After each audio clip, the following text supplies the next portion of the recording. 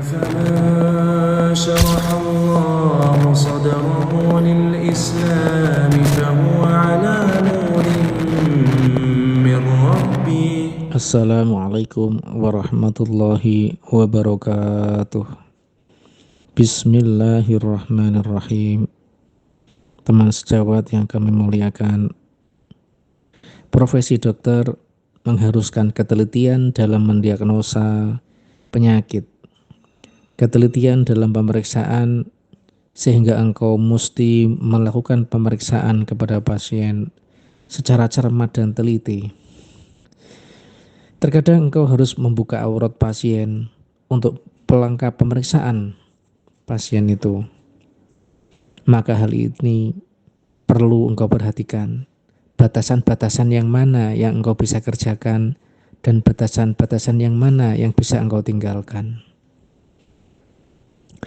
Pandangan pertama dibolehkan dan pandangan berikutnya adalah haram. Hal ini tergantung apakah memang harus diperhatikan aurat pasien itu atau bisa sambil ditutup dalam penanganan medisnya. Engkaulah yang mengetahui.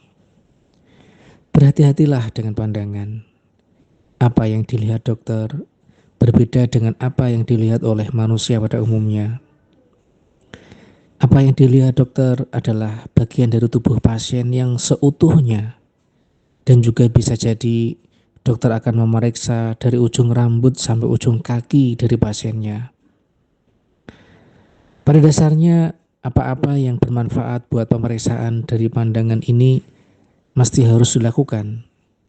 Bisa jadi harus membuka auratnya, atau bisa jadi daerah organ intim pasien yang ada masalah.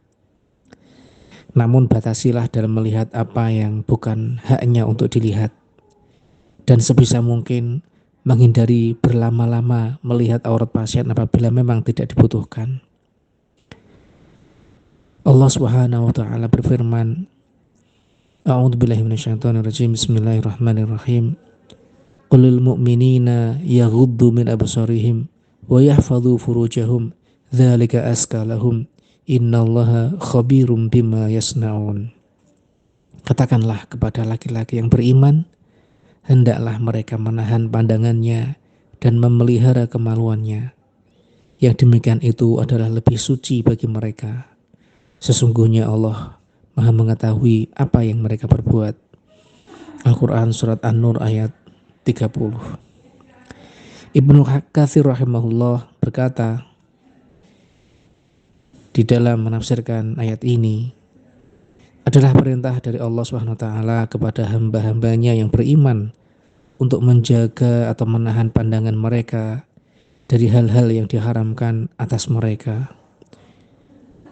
Maka janganlah memandang kecuali memandang kepada hal-hal yang diperbolehkan untuk dipandang.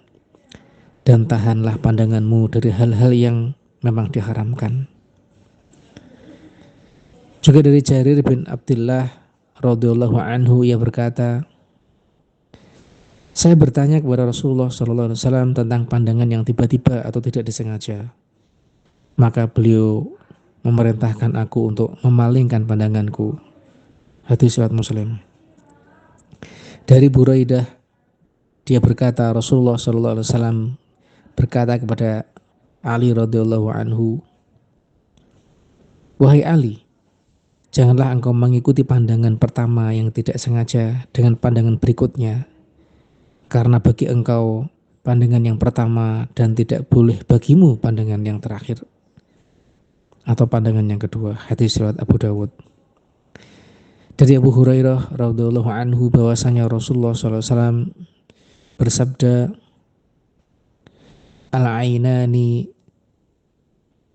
tazniyani wa zinahuma an-nazar.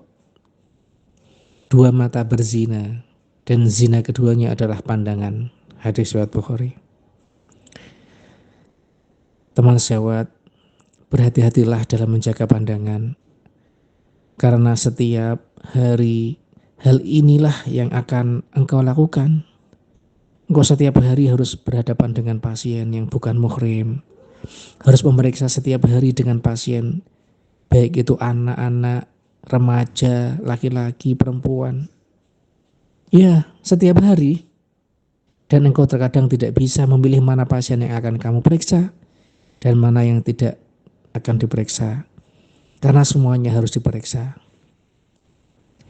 Namun jangan sampai engkau berusaha untuk tidak melihat pasien dalam melakukan anamnesa dan pemeriksaan, sehingga tidak teliti dalam melakukan pemeriksaan, sehingga akan berakibat fatal apabila terjadi salah obat atau salah dalam mendiagnosa penyakit, hanya karena engkau ingin menjaga pandangan untuk tidak melihat kepada pasien itu, sehingga hal ini malah akan membuat pasien menjadi tidak sembuh sakitnya. Mudah-mudahan Allah SWT senantiasa menjaga pandangan kita dari hal-hal yang diharamkan. Amin ya rabbal alamin. Wassalamualaikum warahmatullahi wabarakatuh. فويل للقاسية قلوبهم من ذكر الله أولئك في ضلال